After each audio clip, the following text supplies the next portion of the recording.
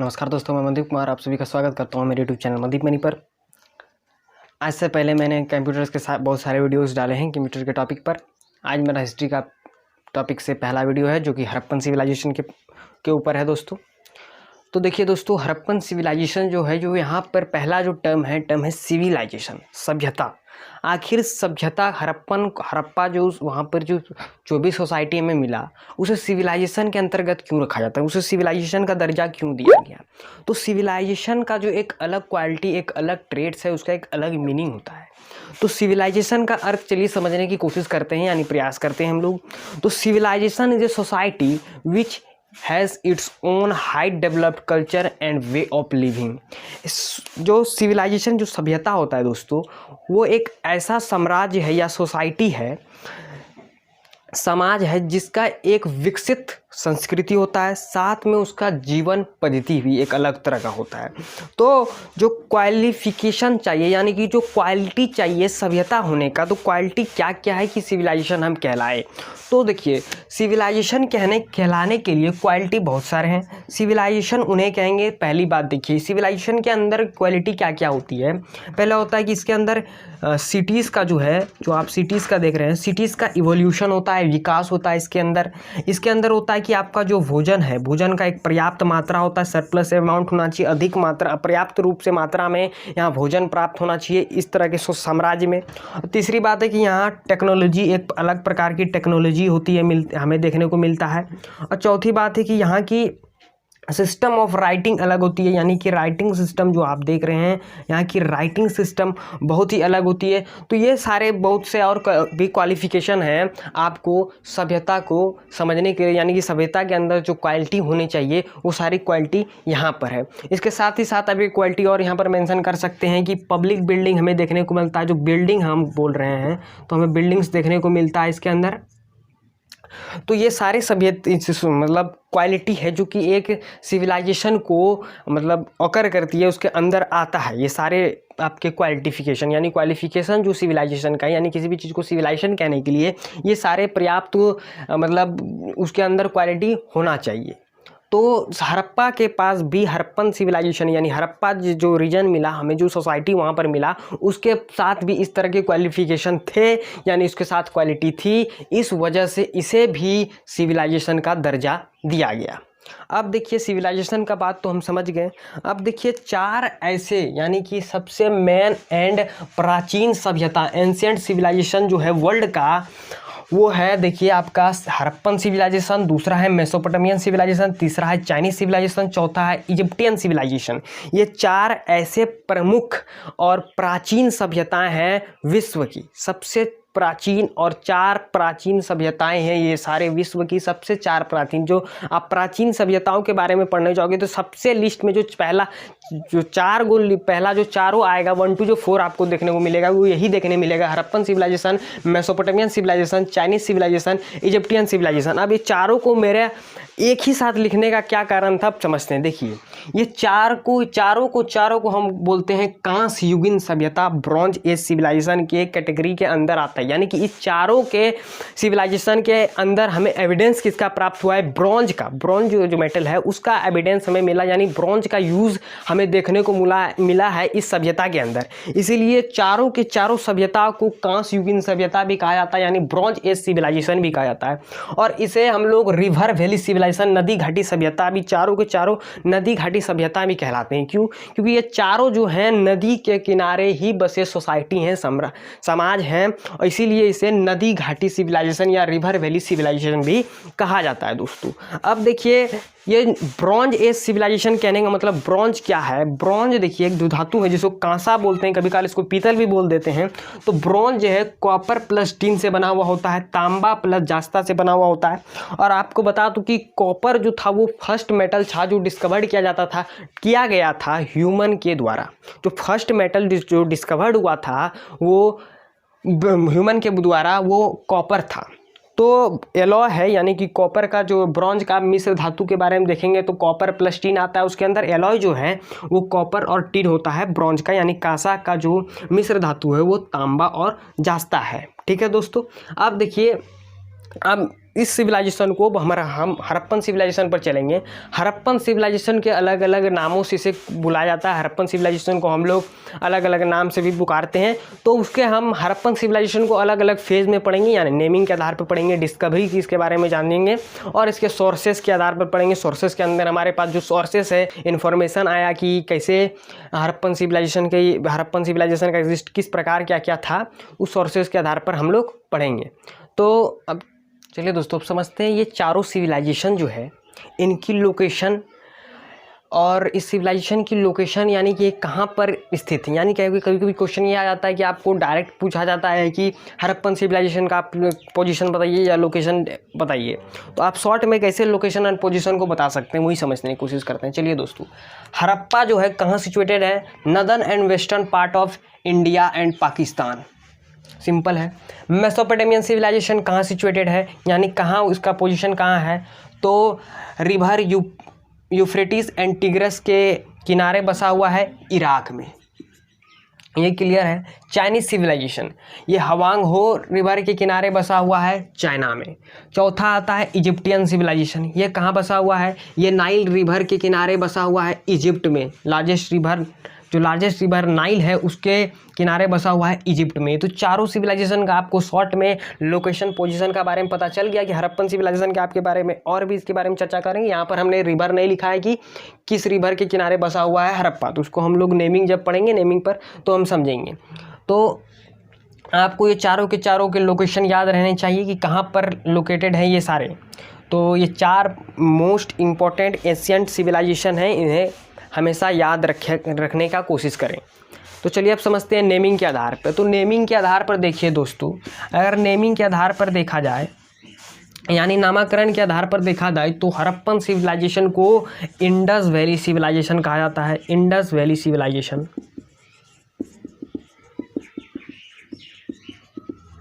इसी को सिंधु घाटी सभ्यता भी कहते हैं। अब इन्हें इंडस वैली सिविलाइजेशन क्यों कहा जाता था? अब देखिए, पहला रीज़न ये है कि जब ग्रीक के लोग यहाँ पर ट्रेड करने आते थे इस एरिया में, इंडिया पाकिस्तान के एरिया में, तभी तो इंडिया पूरा था ना, अभी तो बंटवारा हो गया। तभी जब इंडिया में ये लोग ट्रेड करने आते थे इंडिया पाकिस्तान के एरिया में, तभी इन्होंने वहाँ पर देखा कि इंडो लोग जो है इंडस रिवर के किनारे क्या है, इंडो लोग रहते थे। तो उन्होंने क्या किया, इस जो क्षेत्र जहाँ पर इंडो रहते थे उन्हें इंडस के नाम से दे दिया, इंडस रीजन नाम दे दिया। तो जब पहला रीजन तो ये है कि वहाँ का इंडस रीजन उस क्षेत्र का नाम इसलिए था क्योंकि वहाँ इंडो लोग रहते थे, इसलिए। दूसरा कारण ये है कि ये सिविलाइजेशन देखिए, पहली बात सिचुएटेड है इंडस और उसके ट्रिब्यूटरीज यानी कि उसके सहायक नदियाँ के किनारे। जो 5 सहायक नदियाँ हैं इंडस की, उनके चारों इर्द गिर्द ये बसे हुए हैं ये सिविलाइजेशन, इसीलिए इसे इंडस वैली सिविलाइजेशन भी कहा जाता है। ठीक है, अब देखिए इसका ये जो है, अब हड़प्पन सिविलाइजेशन क्यों कहा गया? अब इसे इंडस वैली सिविलाइजेशन कहा गया था, यानी सिंधु घाटी सभ्यता कहा गया था, तो अब इसे हड़प्पन सिविलाइजेशन क्यों कहा गया? अब इसे हड़प्पन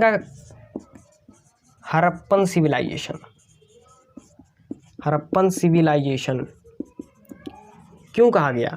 तो हड़प्पन सिविलाइजेशन इसलिए कहा गया, जब साइट्स की डिस्कवरी हो रही थी, जब साइट्स को जो पहला साइट इसका मिला था तो वो हड़प्पा ही था। तो Harappa was the first site to be discovered. इसी कारणवश हड़प्पा मतलब इस सिविलाइजेशन को हड़प्पन सिविलाइजेशन भी कहा जाता है। इस सिविलाइजेशन को हम लोग इंडस सरस्वती वैली सिविलाइजेशन भी कहते हैं, क्योंकि बाद में पता चला कि ये जो है इंडस नदी के साथ साथ ही सरस्वती नदी के किनारे भी है, इसीलिए इसे इंडस सरस्वती वैली सिविलाइजेशन भी कहते हैं।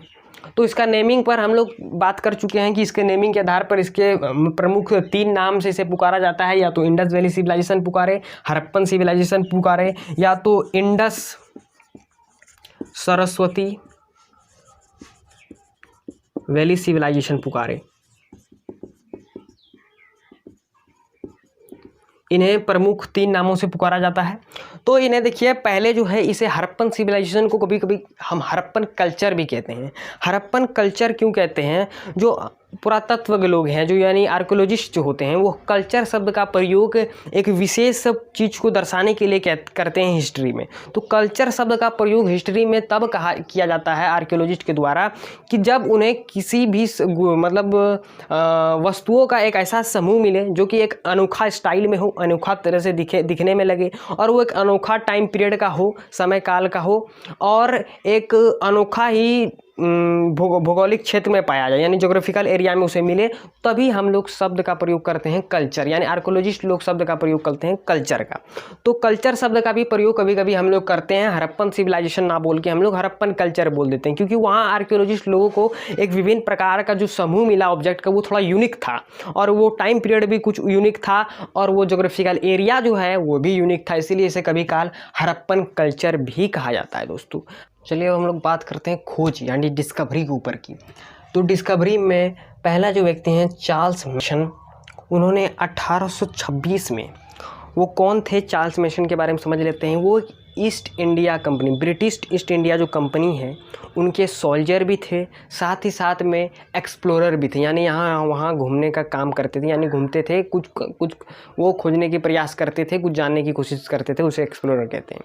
तो ब्रिटिश ईस्ट इंडिया कंपनी के सोल्जर भी थे और साथ ही साथ में एक्सप्लोरर भी थे। उन्होंने अपनी एक बुक लिखी थी जिसे कहते हैं नैरेटिव ऑफ जर्नीज। ये क्या है, एक बुक है। इस बुक में उन्होंने 1826 में उन्होंने दौरा किया था हड़प्पा क्षेत्र का। हड़प्पा क्षेत्र का जो पाकिस्तान में है उन्होंने दौरा किया था 1826 में, ठीक है। उसी चीज़ को, उस क्षेत्र के बारे में उसे कुछ अनोखा लगा, उसी क्षेत्र को उन्होंने अपनी बुक नैरेटिव ऑफ जर्नीज में लिख दी, जो बुक पब्लिश्ड हुआ जाके 1843 में, ठीक है। तो इन्होंने कुछ उस क्षेत्र के बारे में कुछ बेसिक जानकारी बताई थी कि यहाँ पर मतलब इस क्षेत्र के बारे में ये नहीं कहा था कि यहाँ किसी प्रकार का सिविलाइजेशन एग्जिस्ट कर रहा है। उन्होंने सिर्फ कुछ क्षेत्र के बारे में कुछ अनोखा देखा तो उन्होंने अपनी कुछ बेसिक जानकारी हड़प्पा के बारे में दी थी अपनी एक बुक नैरेटिव ऑफ जर्नीज में। चार्ल्स मेसन JR जो है उन्होंने। अब दूसरे व्यक्ति आते हैं जो दो ब्रदर हैं, बटन बंधु। एक है जेम्स बटन, यानी दो ब्रदर है जिसे हम लोग बटन बंधु के नाम से जानते हैं। उनमें जो पहला है वो है जेम्स बटन, दूसरा है विलियम बटन। ये दोनों ही ब्रिटिश इंजीनियर थे और ये दोनों ने जब कराची से लाहौर के बीच रेल मार्ग बन रहा था, यानी कि रेलवेज का निर्माण हो रहा था, जब रेलवेज का निर्माण हो रहा था तो ये दोनों ने हड़प्पा के टीलों से यानी हड़प्पा नोल से इन्होंने ईंट का यूज़ करके रेल मार्ग को तैयार करने की कोशिश, मतलब वो तैयार किया था। वहाँ से उन्होंने ईंटों का इस्तेमाल किया और रेल मार्ग को तैयार किया। तो इन्हें भी कुछ इंजीनियर थे तो इन्होंने अपना काम किया। इन्होंने ये सोचने की कोशिश नहीं की यहाँ किसी प्रकार का सिविलाइजेशन एग्जिस्ट करता। तो इन्होंने सिर्फ वहाँ के टीलों से ईंट का प्रयोग किया, रेलवेज का निर्माण किया और चले गए वापस। ये दोनों ब्रदर याद रखेंगे, बटन बंधु इंपॉर्टेंट है, इन्हें बटन बंधु के नाम से जाना जाता था। James button, William button British engineer थे। 1856 में इन्होंने ये दौरा किया था, मतलब ये रेल मार्ग का निर्माण 1856 में इन्होंने किया और वापस चले गए। अब आते हैं आर्कियोलॉजिस्ट डिपार्टमेंट के या आर्कियोलॉजिकल डिपार्टमेंट के general director sir John Marshall. ये जनरल डायरेक्टर रह चुके हैं 1902 से 1928 तक। ये जनरल डायरेक्टर बने थे आर्कियोलॉजिकल डिपार्टमेंट के, और इनके अंडर में 2 आर्कियोलॉजिकल ऑफिसर काम कर रहे थे, यानी आर्कियोलॉजिकल डिपार्टमेंट डेवलपमेंट ऑफिसर जो होते हैं, इनके अंदर 2 आर्कियोलॉजिकल डेवलपमेंट ऑफिसर इनके अंडर काम कर रहे थे। एक का नाम था दयाराम साहनी, दूसरा का नाम था राखल दास बनर्जी। तो दयाराम साहनी ने फर्स्ट टाइम 1921 में पहला हड़प्पन साइट को खोज के निकाला, जिसे हम लोग हड़प्पा कहते हैं। तो 1921 में इन्होंने पहला साइट खोजा हड़प्पा, और 1 साल बाद ही राखल दास बनर्जी या राखल दास बंदोपाध्याय ने 1922 में जाके मोहनजोदड़ो को खोज डाला।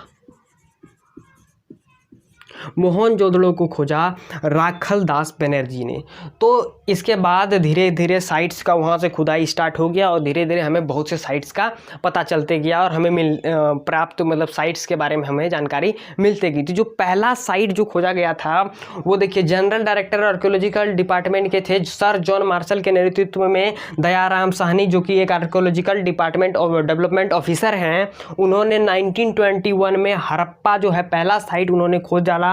राखल दास बनर्जी जो कि उसके दूसरे ऑफिसर थे, उसके नेतृत्व में काम कर रहे थे सर जॉन मार्शल के, 1920 में मोहनजोदड़ो को खोज डाला। तो ये था इसका पूरा डिस्कवरी खोज का वर्णन कि 1826 में चार्ल्स मार्शन नैरेटिव ऑफ जर्नीज में उन्होंने बेसिक जानकारी दी थी हड़प्पा के बारे में। उसके बाद दो ब्रदर आते हैं जिसको बटन बंधु के नाम से जाना जाता है, एक जेम्स बटन दूसरा विलियम बटन। 1856 में उन्होंने कराची से लाहौर के बीच में जो रेलवेज का निर्माण होना था उसमें उन्होंने मतलब हड़प्पा के टीलों से ईंटों का इस्तेमाल किया था उन्हें, लेकिन इस बात का जानकारी नहीं था कि यहाँ किसी प्रकार का सिविलाइजेशन या सभ्यता एग्जिस्ट कर रहा है। उसके बाद आते हैं आर्कियोलॉजिकल डिपार्टमेंट जो के हेड सर जॉन मार्शल यानी आर्कियोलॉजिकल डिपार्टमेंट के general director sir John Marshall और उसके नेतृत्व में 2 आर्कियोलॉजिकल डेवलपमेंट ऑफिसर काम करते हैं, एक है दयाराम साहनी दूसरे हैं राखल दास बनर्जी। दयाराम साहनी ने 1921 को एक पहला साइट खोजा हड़प्पा को, उसके एक साल पश्चात ही राखल दास बनर्जी ने 1922 में मोहनजोदड़ो को खोजा। ये इसके डिस्कवरी पे इसके बाद जो है वहाँ पर खुदाई और भी उसके अगल बगल कर स्टार्ट हो गया और धीरे धीरे बहुत से साइट्स खोजे गए। तो इसके था डिस्कवरी का पूरा वर्णन। चलिए दोस्तों अब हम लोग बात करेंगे एक्सटेंशन यानी विस्तार की। हड़प्पन सिविलाइजेशन कितने दूर तक फैला हुआ है और कहाँ कहाँ से कितना दूर, उसका लास्ट साइट कौन सा है। तो चलिए शुरू करते हैं। अगर वेस्ट में आते हैं तो देखिए उसका लास्ट साइट जो है सुटका गैंडोर है और ये बलूचिस्तान में है और बलूचिस्तान पाकिस्तान प्रोविंसेस में पड़ता है और ये ईरान एंड पाकिस्तान का बॉर्डर है। ठीक है, अब आते हैं नॉर्थ में। नॉर्थ में देखिए मांडा, ये जम्मू कश्मीर में है यानी जम्मू में है ये इसका नॉर्थ का लास्ट पॉइंट है यानी लास्ट साइट है। और ईस्ट में आते हैं तो आलमगीरपुर जो कि मेरठ यूपी में है, ये ईस्ट का लास्ट साइट है। और साउथ में आ जाते हैं तो भागा तरफ, ये साउथ का जो गुजरात में है वहाँ का ये लास्ट साइट है।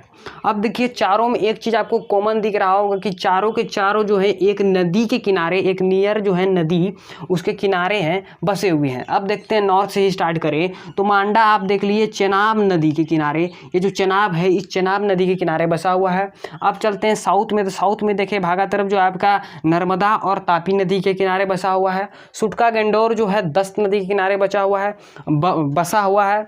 और ईस्ट में आप देख लेते हैं आलमगीरपुर जो कि रिवर हिंद के किनारे बसा हुआ है। यानी चारों के चारों कोई एक रिवर यानी कोई ना कोई रिवर के किनारे ही बसे हैं। अब देखते हैं इसकी वेस्ट से ईस्ट से, अगर वेस्ट से ईस्ट अगर ना मापने जाए तो कितना किलोमीटर का है, ये 1400 किलोमीटर का दूरी को टोटल ऑक्यूपाई करता है। और अगर नॉर्थ से साउथ आप आते हैं तो ये 1600 किलोमीटर का दूरी को ऑक्यूपाई करता है। ये सारा हो गया इसका मतलब कहाँ तक इसका विस्तार था, एक्सटेंशन था, वो बात कर लीजिए। अब देखिए कुछ ऐसे हैं कि जब साइट्स खोजे गए हैं 1921 से अभी तक 2020 है अभी जो खोजा जा रहा होगा, काम चल रहा होगा, उस पर मुझे पता नहीं, लेकिन जो 1921 से 1990 या 1991 तक के एक लिस्ट में यानी कि जो इम्पोर्टेंट पर्सन, जो इम्पोर्टेंट पुरातत्व के रह चुके हैं यानी आर्कोलॉजिस्ट रह चुके हैं या डायरेक्टर जनरल रह चुके हैं आर्कोलॉजिकल डेवलपमेंट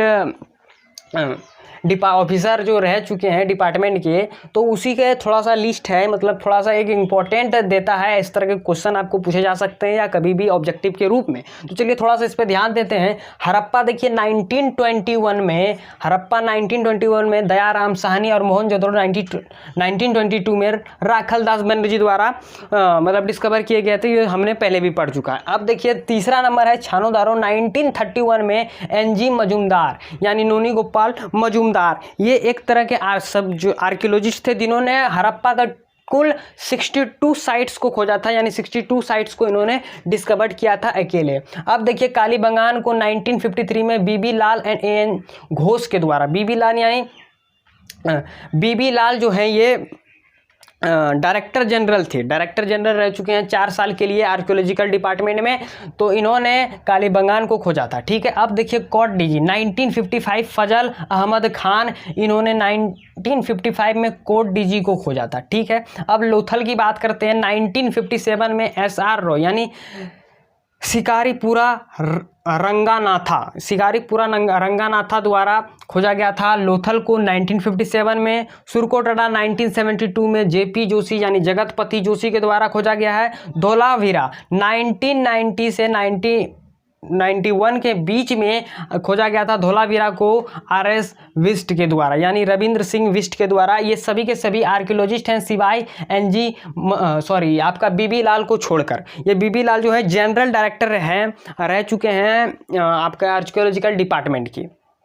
तो ये सारे इंपॉर्टेंट्स थे, साइट्स थे, और उनके जो डिस्कवरी डेट है, कब डिस्कवर किए गए थे, वो सारा इंपॉर्टेंट था, इसलिए मैंने इसे लाया। आपको देखिए यहाँ 1921 से ही मैंने 1991 के बीच का लिस्ट रखा है। और यहाँ पर जो इंपॉर्टेंट पर्सन है, जो इंपॉर्टेंट आर्कियोलॉजिस्ट हैं, जिनके बारे में ऑब्जेक्टिव के रूप में क्वेश्चन आ सकता है, इसलिए मैंने ऐसा लिस्ट यहाँ पर बनाया रखा है। अब एक चीज़ और बता दूँ मैं, यहाँ देखिए हड़प्पा और मोहनजोदाड़ो को हड़प्पा को 1921 में और मोहनजोदाड़ो को 1922 में खोजा गया था। और एक खास बात उस समय यह थी कि दोनों रिवर इंडस से लिंक्ड थी। यानी जो हड़प्पा है, आप देख लीजिए हड़प्पा, अगर यहाँ पर हड़प्पा है, कुछ यहाँ पर हड़प्पा और यहाँ पर मोहनजोदड़ो है, तो मोहनजोदड़ो और हड़प्पा जो है दोनों के दोनों इंडस जो रिवर है, सिंधु जो नदी है, उससे लिंक्ड थे। इसी कारण उस समय जो इनका नाम है इंडस वैली सिविलाइजेशन ही रखा था। ये भी एक उसमें एक कारण है कि Indus valley civilisation Harappan civilisation का नाम क्यों है। तो वहाँ पे एक ये भी कारण हो सकता है कि हड़प्पा और मोहनजोदड़ो ही उस 2 साल के अंदर में यही 2 साइट्स खोजे गए थे, और उस समय ये दोनों साइट इंडस नदी के से लिंक्ड थे। इस कारणवश इसका नाम इंडस वैली सिविलाइजेशन पड़ा है। ठीक है, तो आपको एक्सटेंशन के बारे में मैंने पूरी जानकारी दे दी है। अब देखिए, अब डिस्कवरी के बारे में भी हो गया, नामाकरण के बारे में भी हमने कर लिया, खोज के बारे में और एक्सटेंशन के बारे में भी कर लिया। अब जो है मेरा पार्ट 2 आएगा, उसमें दोस्तों हम लोग सोर्स के बारे में पढ़ेंगे कि किस सोर्स के आधार पर कैसे मतलब किस आधार पर जो है मतलब हड़प्पन के क्या क्या चीज़ हमें मिले देखने को, क्या क्या इसमें यूनिक चीज़ था, उन सब के बारे में जानेंगे। इसमें किस प्रकार का स्क्रिप्ट चलता था, कैसा ट्रेड हुआ करता था, इसका अर्बन प्लानिंग कैसा था, घर कैसा हुआ करता था, गली कैसा हुआ करता था, और किस प्रकार के गॉडेस हुआ करती थी, किस प्रकार के यहाँ एनिमल पाया करता था, कैसे ये लोग काम करते थे, तो वो सब जानेंगे सेकेंड पार्ट में वीडियो। तो दोस्तों प्लीज़ अगर मेरा वीडियो आपको अच्छा लग रहा है तो प्लीज़ लाइक कीजिए, शेयर कीजिए, कमेंट कीजिए और चैनल को सब्सक्राइब कर लीजिए, और पार्ट 2 देखना मत भूलिए। धन्यवाद दोस्तों, मिलते हैं पार्ट 2 में। जय भारत, जय हिंद।